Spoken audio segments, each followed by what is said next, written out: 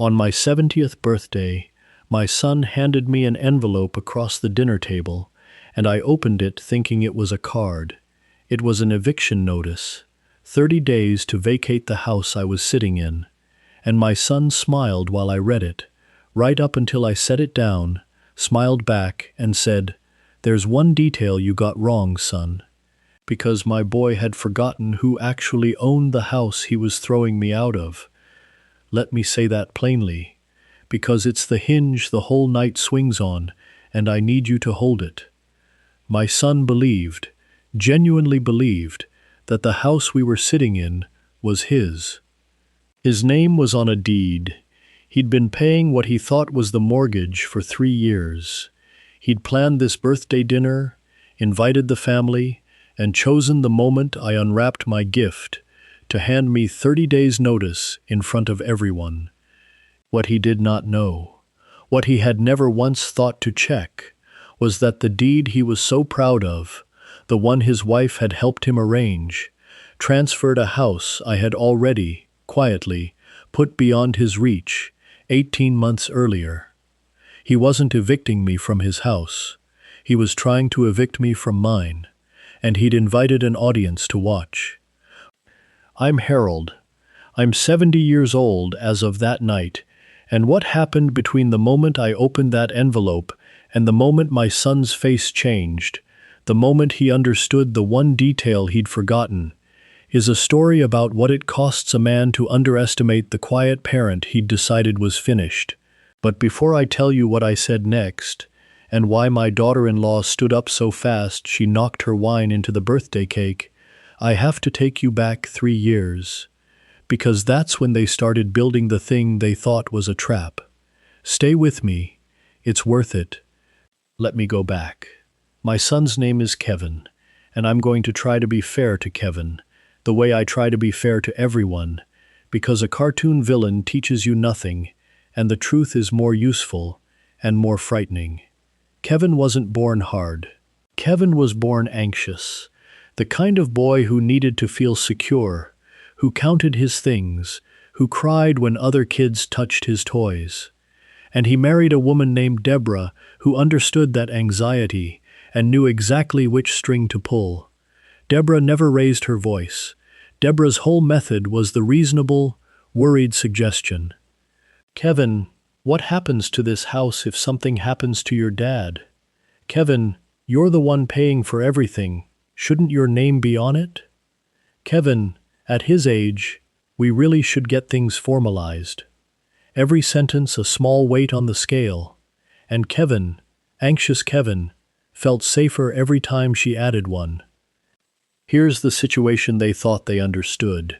My wife, Nora, passed 4 years ago. We'd owned our home outright for decades. A good solid house, nothing grand, but paid off and worth a fair amount in a market that had gotten silly. After Nora died, I was alone in it, and I'll admit, the house was a lot for one old man. So when Kevin and Deborah suggested they move in, to help you, Dad, and it'll save us rent while we save for our own place, I said yes. I was lonely. I wanted my son close. That was the first inch, and I gave it gladly, and I'd give it again, because loneliness makes fools of better men than me. Then came the arrangement. Deborah's idea, delivered through Kevin. Since they were living there, since Kevin was handling things, wouldn't it make sense for Kevin to take over the house payments? And, to make that clean, to have the house put in his name? Just for simplicity, Dad. You'd still live here, of course. Nothing would change for you. It's just paperwork. And I want you to hear how reasonable that sounds, because it's designed to. A grieving old man, a son who wants to help, a little paperwork to make it tidy. But here's the thing they didn't know about me. I spent 38 years as a title clerk and then a title examiner at the county recorder's office. 38 years. I have read more deeds than any human being should, watched more families destroy themselves over property than I could count, and I learned one thing so deep it's in my bones. The deed is not the house, The piece of paper that says who owns a thing and the truth of who owns a thing are two different animals, and the space between them is where the whole world's trouble lives. I knew, the moment Deborah suggested, just put it in Kevin's name, exactly what kind of paperwork we were really talking about. And I knew something else Deborah didn't, that I had spent my whole career learning how to make that space between the paper and the truth work for a person instead of against him. So I did not say no. Nora taught me that. Don't fight the current, Harold. Just make sure you know where the rocks are. So I smiled, and I agreed, and I let Deborah arrange her paperwork, and while she was arranging hers, I quietly, with a lawyer she never met, arranged mine. I'll tell you exactly what I did, because it's the detail Kevin forgot, and it's the hinge of the whole night. But let me tell you about the 3 years first, because the 3 years are what make the birthday land. Deborah's paperwork went through. Kevin's name went on a deed. And Kevin, anxious Kevin, visibly relaxed. For the first time in his life, he felt like he owned something solid, and I watched my son stand a little straighter in a house he thought was his, and God help me, part of me was glad to see him less afraid, even knowing what I knew. He started paying what he believed was the mortgage. He started making changes, repainted the den, took down Nora's wallpaper in the hall, which hurt, but I said nothing. He started, slowly, to treat me like a tenant, a guest, a man living in his son's house on his son's sufferance. And Deborah started the second phase. The inches got smaller and more frequent. Harold, you might be more comfortable with a room on the ground floor. Harold, have you thought about how much easier a place with staff would be? Brochures started appearing on the kitchen counter, left face up, for communities 40 minutes away. Nobody said the word. Nobody had to. The story was being written in front of me, one small chapter at a time. The old man is declining. The old man is a burden. The old man will be happier somewhere else. And won't it be convenient that the house is already in Kevin's name when he goes? The third Christmas, I overheard them. I wasn't eavesdropping. Sound carries in an old house, and they'd stopped being careful because you stop being careful around furniture, and that's what I'd become to them. Deborah was saying, after his birthday, make it clean, a firm date, 30 days, so there's no drama drawn out. He'll be 70, everyone will understand it's just time, and once he's settled somewhere, we sell, and we're finally free of this place.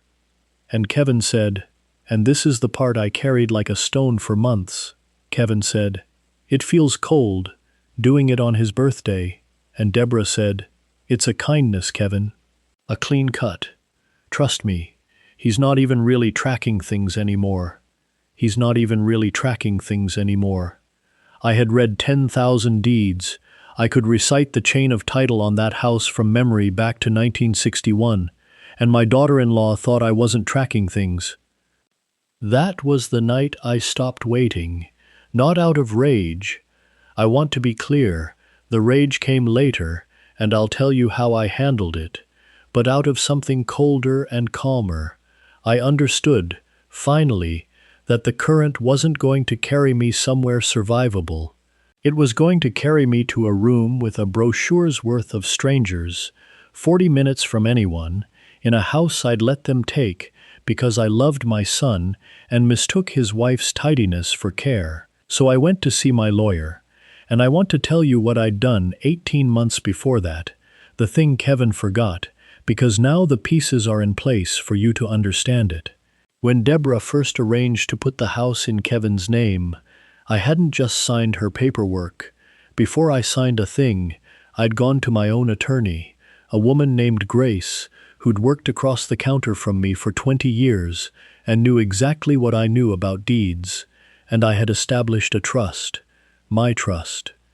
And the deed Deborah drew up, the one that put the house in Kevin's name, transferred the property not to Kevin outright, but into an arrangement where Kevin held it subject to my trust's interest, a life estate, retained by me, recorded quietly, properly, legally, in the very office where I'd worked for 38 years. In plain words, for those of you who don't speak deed, I had the recorded, ironclad right to live in that house until the day I died, and nobody, not Kevin, not Deborah, not a judge, could put me out of it. Kevin's ownership was a shell wrapped around my absolute right to stay.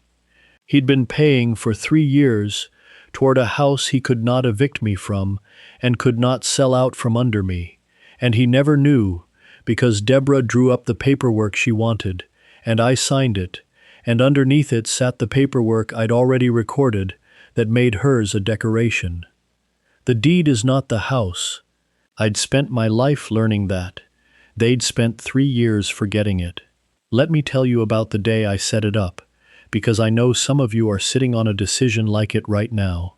A paper someone you love is asking you to sign, and a small voice telling you to protect yourself, and a bigger voice calling that small voice disloyal. I know that fight.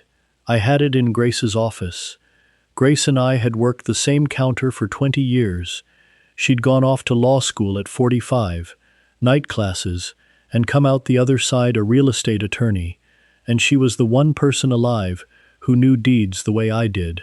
I went to her before I signed a single thing Deborah put in front of me, and I remember sitting across her desk feeling like a traitor. I said, "Grace, I don't want to trap my own son. I just want to help him feel secure. Maybe I should just sign their paper and trust them." And Grace, who'd seen the same 10,000 families I had come apart over property, Grace put down her pen and said, "Harold, protecting your right to sleep in your own bed until you die is not distrust. It's not a trap. A trap is something that hurts someone who did nothing wrong. This only ever springs if someone tries to put you out of your own home.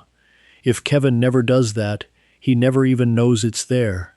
You're not building a weapon, you're building a floor.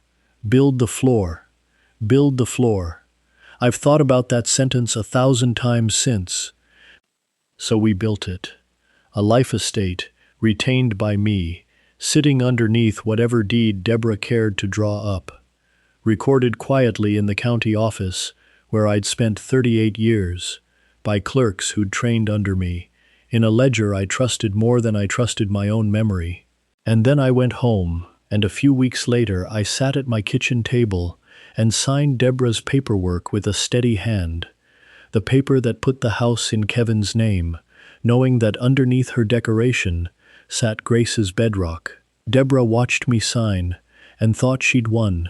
She slid the pages back into her folder looking like a woman closing a deal, and I let her, because the kindest thing and the safest thing were, for once, the same thing.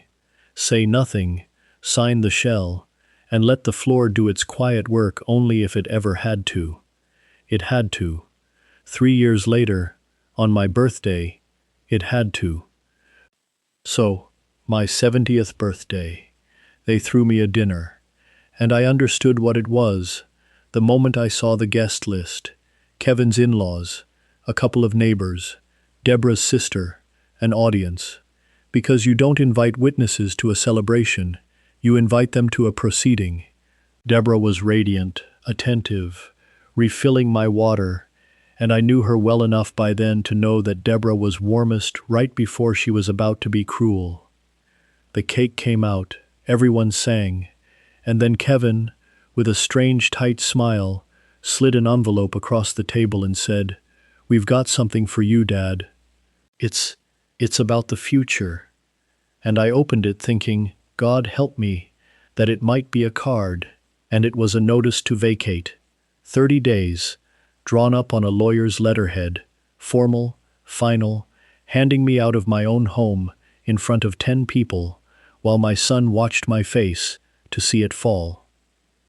I want to tell you what that moment felt like, because some of you have had a version of it. The moment someone you love shows you, in front of an audience, exactly how little you weigh to them. It doesn't feel like anger. Not first. First it feels like the floor tilting. First it feels like grief. I looked at Kevin, my anxious boy, who cried when other kids touched his toys, who I'd taught to ride a bike in the driveway of the house he was evicting me from, and I looked at Deborah's carefully composed face, ready to be sympathetic, ready to say all the reasonable things, and I felt the whole tilt of the room, waiting for the old man to crumble.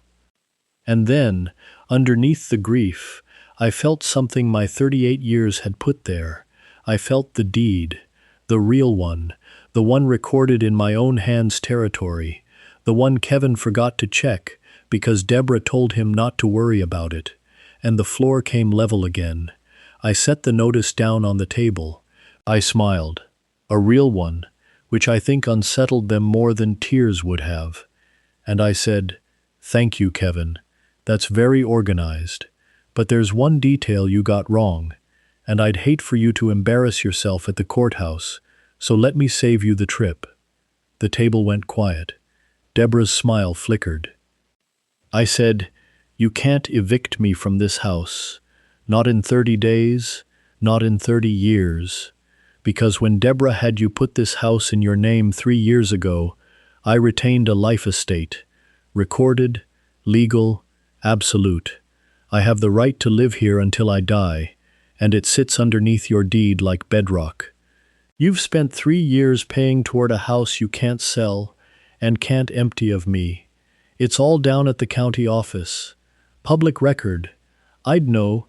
I recorded deeds in that building for 38 years. I picked up my water. You should really check the paper before you throw a man his own eviction party." That was when Deborah stood up so fast she knocked her wine into the cake. And here is where I thought it would end, with triumph, with the trap sprung backward, with Deborah's face and Kevin's shame, and the satisfaction of the quiet man revealed as the one who held all the cards. That's what I'd braced for, and I won't lie, part of me had looked forward to it. That is not where it ended, because of what Kevin did next, and it's the reason this story matters, and not just a story about a clever old title clerk. Kevin didn't argue. Kevin didn't bluster the way Deborah immediately started to. That can't be right. That's not what we, Kevin, tell him that's not. Kevin just looked at the eviction notice on the table, and then at me, and his face didn't do shame. It did something worse and more honest. It crumpled, the way it used to when he was small and had done a thing he couldn't take back. And he said, very quietly, in front of everyone, "I knew it was wrong. I knew it the whole time. I just wanted her to stop telling me I wasn't providing for us." And he put his face in his hands at his own dinner table. And I understood, in that moment, the thing I'd half known for 3 years. My son hadn't done this because he was cruel.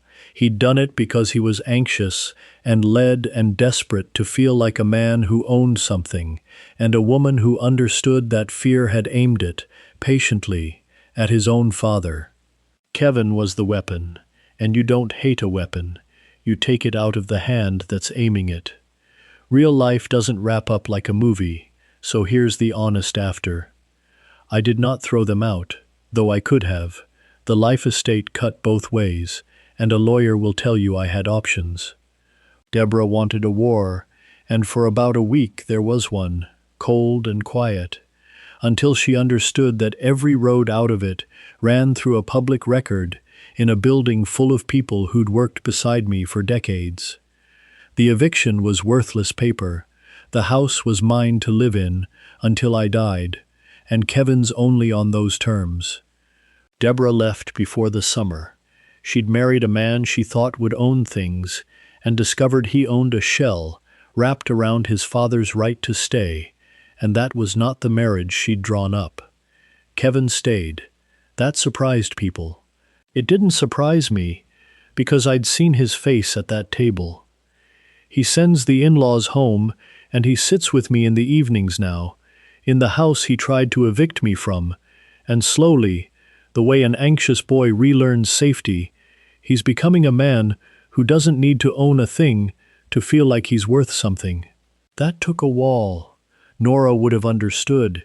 She always said Kevin didn't need more comfort. He needed one solid no to lean against. And I'd been too soft to give it until a life estate gave it for me. The wallpaper in the hall is back up, by the way. Nora's pattern. Kevin found a shop that still had it and put it up himself, and never said why, and I never asked, because some apologies aren't meant to be spoken out loud.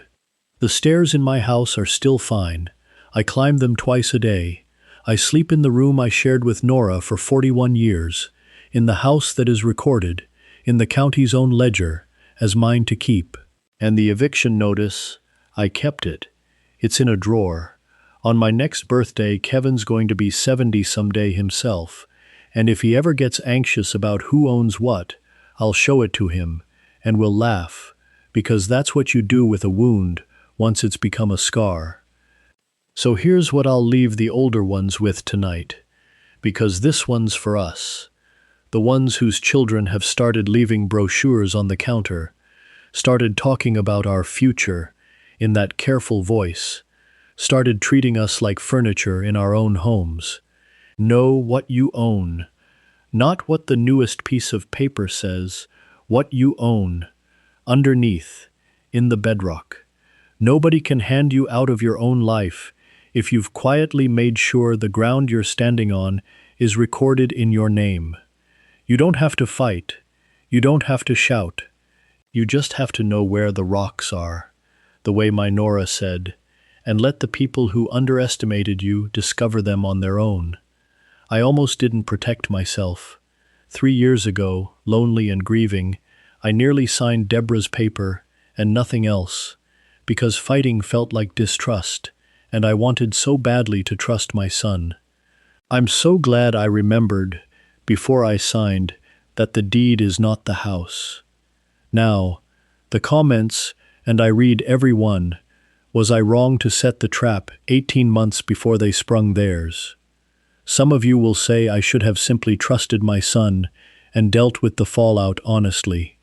Some of you will say a man who protects his own home is only doing what any wise person would. Tell me. And the harder question, the one I turn over some nights, if Kevin had shown no shame at that table, if he'd been as cold as Deborah, would I have let him stay, or is a second chance only earned by the face he made when the paper came out? I think I know my answer. I want to hear yours. And if you believe the quiet ones, the ones who know where the rocks are, who protect what's theirs, without ever raising their voice, are the strongest people in any family, then stay with me. Because next time I'll tell you about the son who sold my late wife's piano while I was in the hospital, and the phone call I got 3 days later from the man who bought it, who'd found something inside the piano bench that my son never thought to look for. Take care of each other, know what you own, and check the paper before you sign it.